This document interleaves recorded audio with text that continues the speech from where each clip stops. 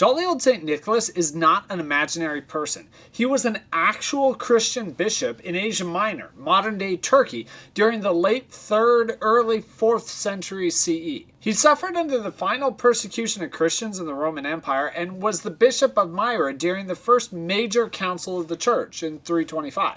It is at that Council of Nicaea that my favorite story of St. Nicholas occurs. The council was debating the Arian heresy, and the story goes that as one Arian was making his case, Nicholas became so enraged by what he was hearing that he walked up and he slapped the man across the face. Now, whether this was an attack or an attempt to slap sense into him, who knows?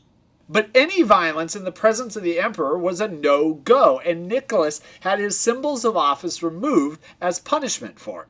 Later versions of the story even include him being thrown in jail over it and raise the stakes so that not only was the person that he struck Arius himself the arch heretic, but it says that Nicholas full on hit him upside the head.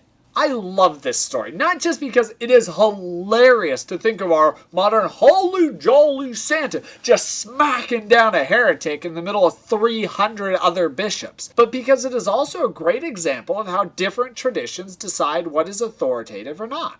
In the Orthodox tradition, this story has been accepted for centuries and regularly shows up in icons and artwork because they accept that tradition can be accurate and authoritative, even without any supporting evidence. This story has been passed down to them, so they accept it and celebrate it, finding value in the meaning of the story beyond whether it is historical or not.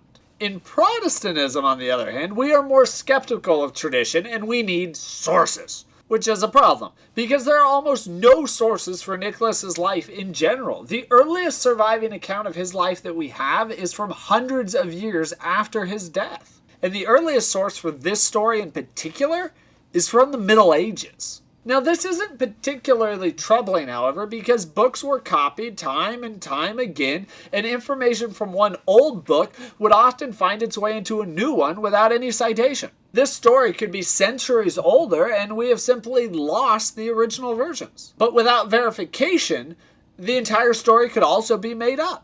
Whether we believe the story or not has a great deal to do with whether we trust oral tradition and the amount of uncertainty we are willing to allow in the stories that we accept as truth. Which also shines a light on some of the difficulties with finding the original biblical sources, as our best and oldest manuscripts for the Old Testament come from roughly the same time period, and are centuries farther removed in time from their original events than this. So how much do we trust the sources underlying the text we have, whether oral tradition or earlier texts, and how much suspicion is warranted?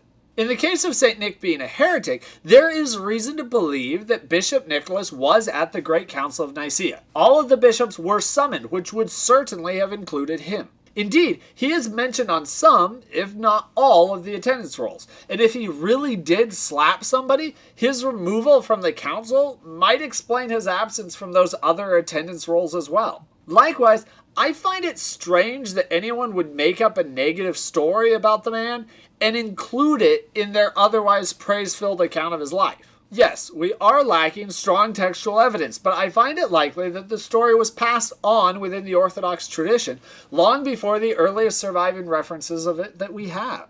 And besides, who doesn't love the idea of jolly St. Nick being punished for committing violence? I mean, he legitimately got put on the naughty list.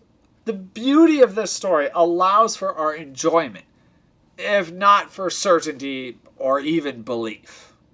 Thanks for watching. Next week, I'll be taking a look at how we managed to forget about half of the early church and why that led to such a Western dominance of a Middle Eastern religion. And if you are new to this channel and you want to check out more, click here for the very beginning of this series, how we got here, and click here to start from the very beginning with all of the series. And as always, thank you for watching. Have a great week. See you next Friday.